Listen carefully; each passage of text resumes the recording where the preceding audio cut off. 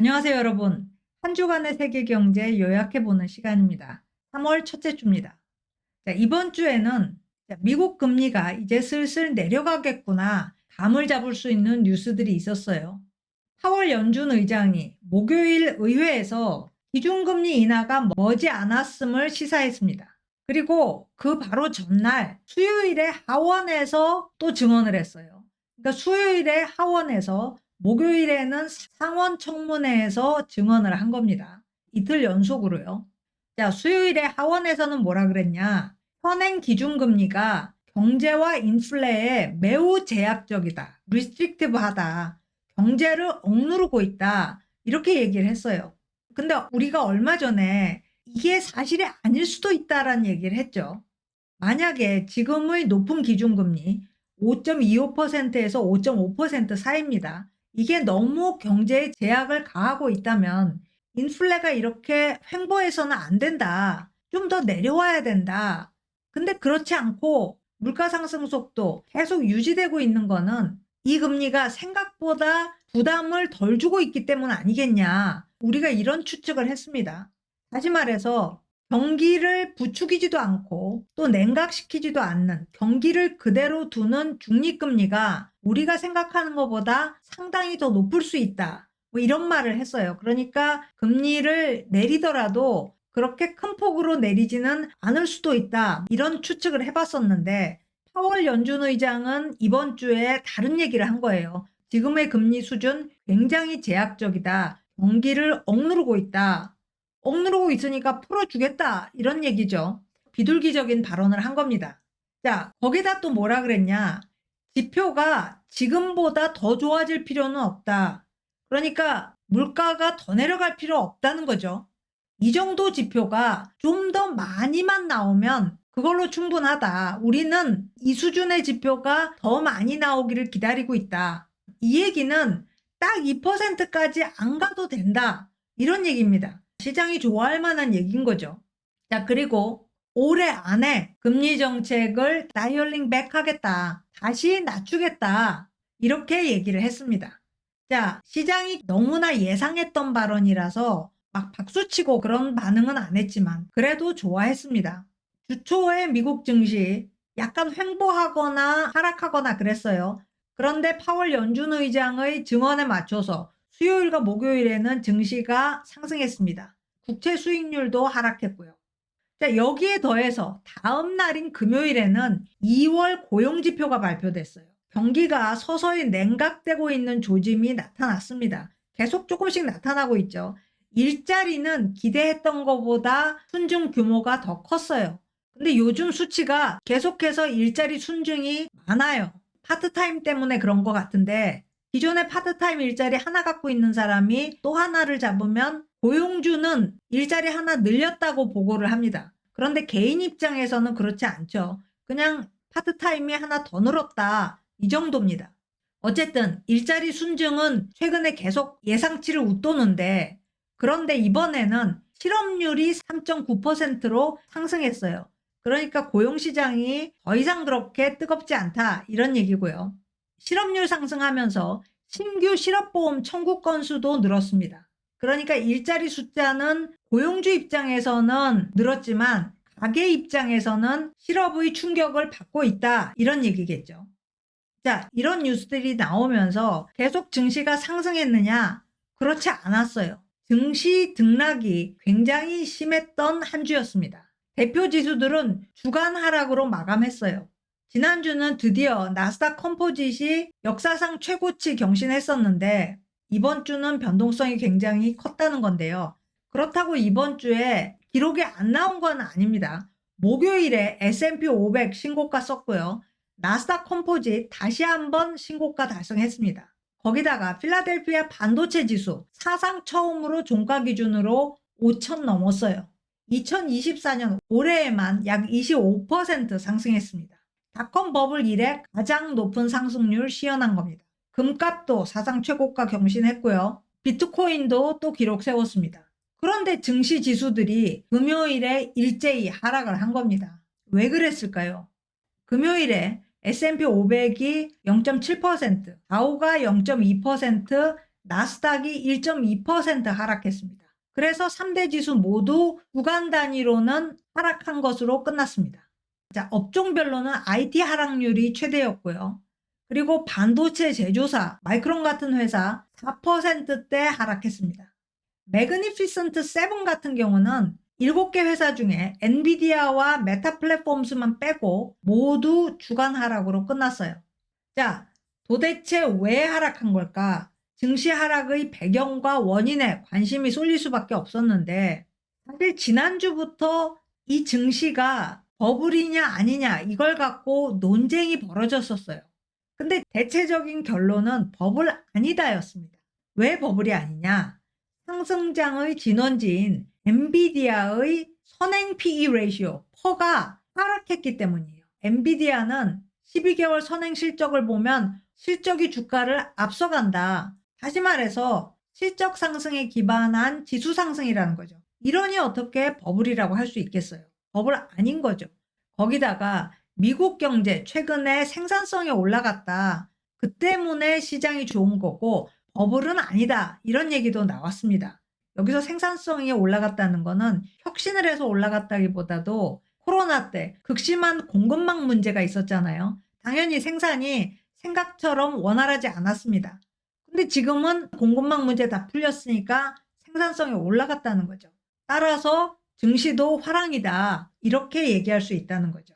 자, 그래서 지금은 버블이 아닌데 단 금리 인하가 확실시되면서 지수가 급등할 걸로 예상이 되는데 그때부터는 버블이 될 가능성이 있다. 이런 얘기가 이번 주에 나왔어요. 그런데 수요일과 목요일에 파월 연준 의장이 금리 인하 발언을 했고 목요일만 해도 시장 참여자들은 다들 자신감에 충만해 있다. 불안감은 없다. 이런 굉장히 긍정적인 반응들이 나왔습니다. 그런데 상승은 겨우 이틀 했고 다음날 곧바로 반락을 한 거예요. 당연히 이거 버블 붕괴 조짐 아니야? 이런 걱정이 나왔습니다. 그런데 이번 주 미국 증시에서 버블 붕괴 불안은 높지 않았어요. 사실 굉장히 낮았습니다. 금요일에 엔비디아 주가가 특이한 움직임을 보이긴 했어요. 장 초반에 5% 이상 상승했다가 나중에는 5% 이상 급락을 합니다. 그러니까 고점과 저점 변동폭이 10%를 넘었다는 거예요. 변동폭 굉장히 컸던 거죠. 하지만 그럼에도 엔비디아 주가 주간으로 보면 6% 상승했습니다. 9주 연속 상승 행진 이어갔어요. 2024년 들어서 주가 75% 상승했고요. 시가총액은 1조 달러 늘어났습니다. S&P 500의 상승분 전체의 30%에 해당하는 금액이에요. 엄청난 거죠.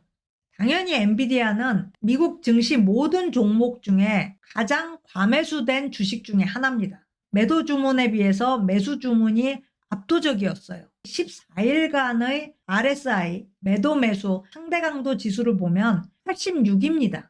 미국 증시 통틀어서 지금 현재 네 번째로 매수 주문이 강한 종목입니다. 자, 엔비디아의 RSI 86 어느 정도냐? 70 이상이면 너무 주가가 올라가서 이제는 기술적 반락이 예상되는 구간이다. 이렇게 되는데 이걸 훨씬 뛰어넘어서 86이라는 겁니다. 그래서 금요일 엔비디아가 이끈 지수 하락, 이건 아마도 기술적 조정일 거다. 다시 말해서 AI 열풍은 여전히 작동 중이다. 이게 중요한 거죠. 중요한 거는 그대로 있다. 주로 사람들은 이렇게 얘기를 했습니다. 자, 그리고 이번 주에 또 이런 뉴스가 있었습니다. 목요일이 EU의 DMA, 디지털 시장법이 제시한 데드라인이었습니다. 우리가 지정한 기업들은 이때까지 눈에 보이는 변화 노력을 다 제시해라. 이랬던 날인 거죠. 자, 공정 경쟁을 위해서 빅테크들 얼마나 노력을 했는지 다 내놔라. 이게 목요일까지였습니다. EU 상임위가 인터넷상에서 플랫폼을 보유한 기업 몇 개를 선정했어요. 그리고 게이트키퍼라고 부르면서 이 게이트키퍼들이 사용자들에게 공평한 선택지를 제공하는지 이걸 확인하겠다. 이렇게 공표를 했죠. 자, 예를 들어서 구글은 다양한 인터넷 브라우저를 제시해야 됩니다. 그리고 다양한 검색 엔진을 제시해야 돼요. 크롬이나 구글만 제시해서는 안 된다는 거죠. 다른 회사들에게 공정한 기회를 줘라. 이걸 목요일까지 다 해내라. 2년 동안 시간을 줬습니다. 2022년 3월에 입법화가 됐어요. 그리고 2년이 지나서 결과물을 내놔라. 이렇게 된 거죠. 제일 열심히 한 데가 구글이었을 것 같아요. 구글이 그동안 벌금도 제일 많이 맞았고, 그래서 이 선택지 스크린을 만들어서 거기에 자사 서비스 그리고 타사 서비스를 나란히 배치를 했습니다. 근데 이게 효과가 별로 없는 거예요. 구글 크롬 선택할래? 아니면 다른 회사 브라우저 선택할래? 다른 회사 브라우저 이런 것들이 있으니까 이 중에 하나를 선택할래? 이렇게 선택지가 나오면 어느 걸 선택하겠어요? 대부분이 원래 했던 대로 구글을 선택할 거라는 거죠. 자, 이러니까 작은 기업들한테는 지금 DMA가 공정한 기회, 새로운 기회가 아니라 오히려 그동안 조금씩 모았던 기회까지 다 잃어버릴 수 있다. 이렇게 된 겁니다.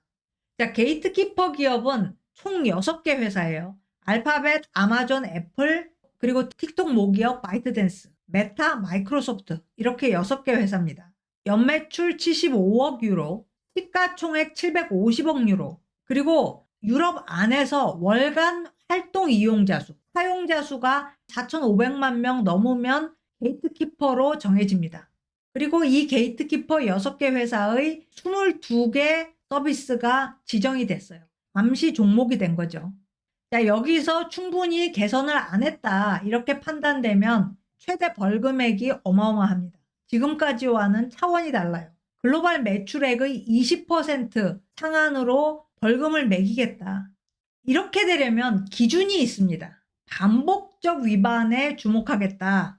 그리고 디폴트는 위반입니다. 그러니까 구글은 크롬을 디폴트로 하고 다른 것들을 따로 모아서 제시하면 안 돼요. 선택지 공정성이 강조가 됩니다. 애플 앱스토어 같은 경우는 수수료 많은 거 문제가 되고요. 그리고 아이폰의 다른 앱스토어는 못 들어온다. 이런 베타성도 수정을 해야 됩니다. 그래서 구글 같은 경우는 일찌감치 문제의 소지를 좀 없앴어요. 유럽 내 항공기 좌석 검색 서비스 이거 중단했습니다. 이거 우리가 안 할 테니까 너희들끼리 알아서 해라. 이렇게 한 거죠. 우리는 디폴트는커녕 아예 서비스 제공도 안 하겠다. 이렇게 발을 뺀 겁니다. 그런 제스처를 보인 거죠. 그런데 여기서 경쟁해야 되는 기업들은 이런 노력을 하기에는 이미 너무 늦었다라고 한탄하고 있습니다. 독점은 벌써 확고하게 형성돼 있는데 지금 와서 공정을 가지고 독점의 성벽을 깨부순다? 이건 불가능한 거다. 아예 역차별을 하거나 아니면 게이트키퍼들이 진심으로 마음을 바꿔야 되는데 그럴 일은 없죠. 그러니까 변화가 일어나지 않을 거다. 이렇게 예상하고 있습니다. 단 한 가지 희망이 혹시 AI가 경쟁 촉발제가 되지는 않을까? 이미 AI를 두고 기업들 간 전쟁이 시작됐어요. 그러니 AI가 기울어진 운동장을 다시 바로 세울 수 있지 않을까? 이런 희망이 좀 있기는 있어요. 근데 그 희망이 그렇게 크지는 않죠. 자, 마지막 뉴스입니다. 이번 주 화요일에 중국 공산당이 올해 성장률 목표 5%로 제시했어요. 작년 목표도 5%였어요. 근데 결과적으로 목표를 초과 달성했습니다. 작년 경제 성장률 5.2%로 나왔습니다. 자, 도대체 중국 경제의 역풍이 그렇게 많은데 국민들 소비 안 하고 건설은 위기고 여기저기서 이렇게 문제가 많은데 어떻게 5%라는 성장 목표를 달성할 수 있을까? 이 질문에 대해서 서방 전문가들은 아마 달성 못할 거다. 그리고 실제로 달성 못해도 중국은 데이터를 어느 정도 조작해서 달성했다고 발표할 거다. 이렇게 얘기하고 있어요. 월스트리트저널이 이걸 분석 기사로 다뤘습니다. 그것도 그냥 일반 기자가 쓴 게 아니라 월스트리트저널 기자 중에 제일 높은 Chief Economic Commentator 그렉 입이 썼어요. 그러니까 월스트리트저널의 의견이다. 이렇게 봐도 무방할 것 같아요. 자, 월스트리트저널은 실제 중국 경제 성장 속도는 상당히 더 느릴 가능성이 많다. 이렇게 얘기하고 있습니다. 뉴욕 소재 로디움 그룹은 중국이 최근 성장을 굉장히 크게 과대포장하고 있다. 이렇게 지적을 합니다. 2022년 코로나 봉쇄 심할 때 그 해의 중국 공식 성장률 3%로 나왔어요. 그런데 실제로는 역성장했다. 이렇게 주장하고 있고요. 그리고 작년 5.2% 성장했다고 발표했지만 사실은 1.5%밖에 성장 못했다. 이렇게 주장을 합니다. 그러니 올해 성장 목표도 완전히 비현실적인 거다. 이렇게 보는 거죠. 로디움 그룹은 실제 수치와 발표 수치 엄청나게 차이 있다고 주장을 하는데 그 갭이 그 정도까지는 안 될 수 있어요. 그런데도 갭은 있습니다. 핀란드 중앙은행은 2022년에는 중국 경제 1.3% 성장했고 그리고 작년에는 4.3% 성장했다고 우리는 추정한다. 이렇게 제시했어요. 자, 중국은 같은 통계라도 때에 따라서 아예 다른 수치를 제시한다. 이런 얘기도 나왔습니다. 중국 통계청 작년 소매 판매가 7% 증가했다고 발표했어요. 소매 판매 7%도 사실 말이 안 된다. 전문가들은 이렇게 판단하고 있어요. 알리바바 온라인 매출이 하락했고 가계저축이 급등할 정도로 소비를 안 했고 그리고 지방정부 빚이 너무 많아서 중앙정부가 나서야 될 정도였는데 어떻게 소매 판매가 7%나 증가할 수 있느냐. 여기에 대한 반증이 너무나 많다. 그런데도 중국은 이렇게 우겼다는 거죠. 우겼을 뿐만 아니라 때에 따라서는 소매 판매 11% 증가했다는 수치를 끼워 넣어서 계산을 해냈다는 거고요. 중국은 게다가 일상적으로 전년 수치를 나중에 하향 조정을 해요. 전년 수치를 내리면 올해 성장률 높이는 데는 더 유리해지죠. 거기까진 좋은데 전년 수치를 하향 조정해서 올해 성장률을 계산해 내면서 그 전년 수치 자체는 수정을 안 한다는 거예요. 공식적으로 작년 성장률은 처음에 발표한 그대로 간다는 겁니다. 예를 들어서 2022년 GDP를 0.5%포인트 하향해서 2023년 GDP를 계산해 냈어요. 그래서 5.2%가 된 겁니다. 그러면 재작년 GDP를 변경해야 되는데 공식 발표치는 3% 그대로 유지한다는 거예요. 이게 말이 되느냐. 이러니 중국 통계 불신할 수밖에 없지 않느냐. 이런 얘기인 거죠. 자, 중국이 왜 데이터를 조작할까? 월스트리트저널은 이렇게 질문을 합니다. 사실 많은 나라에서 데이터 품질이 문제가 돼요. 의도적으로 보정하는 경우가 있습니다. 하지만 중국처럼 데이터가 잘못 나오면 정부 정당성이 훼손된다. 이렇게 믿는 나라는 별로 없다는 겁니다. 그러니까 중국은 기를 쓰고 수치를 방어하는 거겠죠. 자, 올해 성장률 야심만만한 목표입니다. 달성이 어렵다는 얘기 많이 나왔습니다. 그래서 올해도 아마 데이터 보정하지 않겠느냐 이렇게 얘기를 하고 있습니다. 자, 오늘 스캔 여기까지 하겠습니다. 고맙습니다.